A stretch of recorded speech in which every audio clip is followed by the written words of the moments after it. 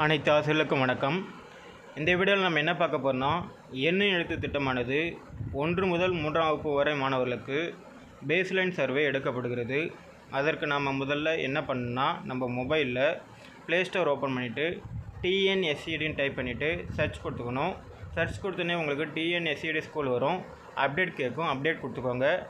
Update பண்ணாதவங்க update கொடுத்துட்டு அதுக்கப்புறம் டிஎன்எஸ்சிடி ஆப் ஓப்பன் பண்ணிவிட்டு யூசர் நேம் பாஸ்வேர்டுன்ற இடத்துல உங்களுடைய டீச்சர் ஐடி 8 டிஜிட் நம்பரும், பாஸ்வேர்டுன்ற இடத்துல உங்களுடைய மொபைல் நம்பர் 4 நம்பர் HTML போட்டு உங்கள் டேட் ஆஃப் பர்த் கொடுத்துட்டு லாகின் பண்ணிக்கோங்க. லாகின் பண்ணிங்கன்னா ஈன்னு ஒரு ஐக்கானாகவும் அது எண்ணும் எழுத்து திட்டமானது, அதை ஓப்பன் பண்ணிக்கோங்க.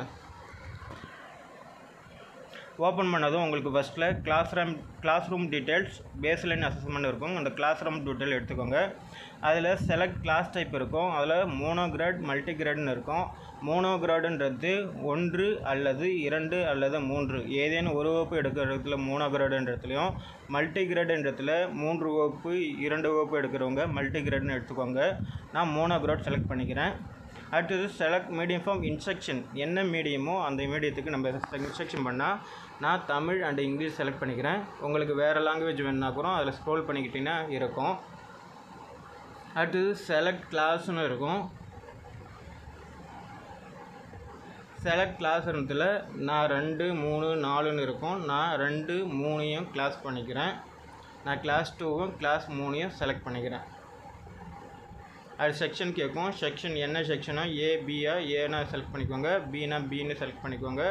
செக்ஷன் செலக்ட் பண்ணிவிட்டு செலக்ட் சப்ஜெக்ட்னு கீழே இருக்கும். அதை நம்மளுக்கு என்ன எடுத்துட்டோன்னா தமிழ், இங்கிலீஷ், மேத்தமெட்டிக்ஸ் 3மே இருக்கும். அந்த 3த்தையும் செலக்ட் பண்ணிவிட்டு கீழே சேவ்னு இருக்கும். Save successfully class room detail சக்ஸஸ்ஃபுல்லின்னு வரும். அதுக்கப்புறம் கிளாஸ் ரூம் டீட்டெயிலுக்கு அப்புறம் பேக் அப் பட்டனை கிளிக் பண்ணிங்கன்னா உங்களுக்கு பேக் போயிடும். அடுத்தது பேஸ்லைன் அசஸ்மெண்ட் இருக்கும். அதை செலக்ட் பண்ணிக்கோங்க.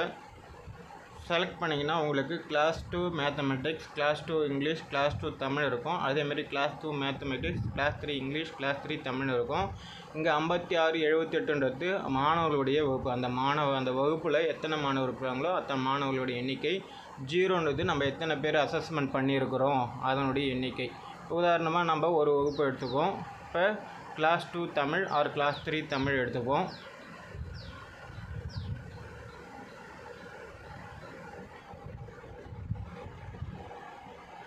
இப்போ நான் கிளாஸ் 2 தமிழ் எடுத்துக்கிறேன். தமிழ் எடுத்தோன்னே பார்த்தோன்னா எல்லாருடைய நேம் வரும். நம்ம வகுப்பில் எத்தனை மாணவர்கள் இருக்காங்களோ அத்தனை மாணவர்களுடைய நேம் வரும். அதன் பக்கத்தில் நாட் அசஸ்மெண்ட்னு வரும்.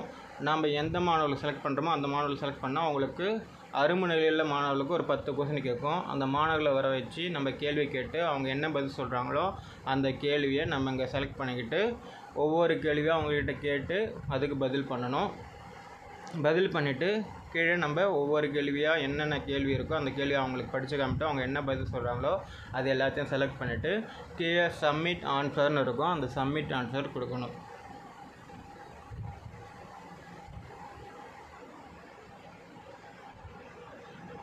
அடுத்தது இப்போ ஒரு மாணவர்கள் வரல, அந்த மாணவர்களுக்கு ஆப்சண்ட்டாக இருந்துச்சு அப்படின்னு பார்த்தோன்னா அவங்களுக்கு மேலே ஸ்கிப் டு நெக்ஸ்ட் ஸ்டூடெண்ட் இருக்கும். அந்த கேள்வி பண்ணலாம்.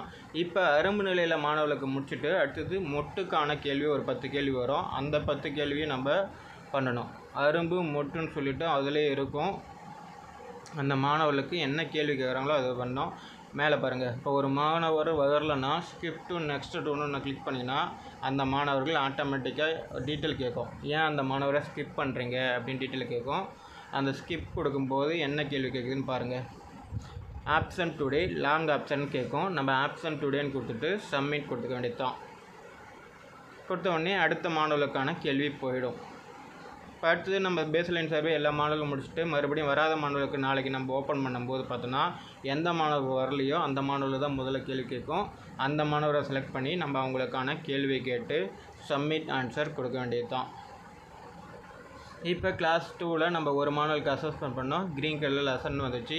ஒரு மாணவர்கள் வரல, ஆப்சன்ட் டுடேன்னு வந்துடுச்சு.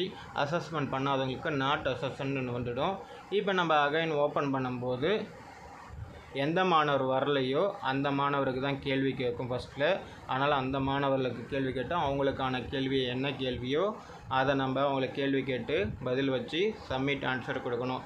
இதே போல் நமது வகுப்பில் உள்ள அனைத்து மாணவர்களுக்கும் எளிதாக பேஸ்லைன் சர்வே நம்ம மொபைல் மூலமாக பண்ண முடியும். நன்றி, வணக்கம்.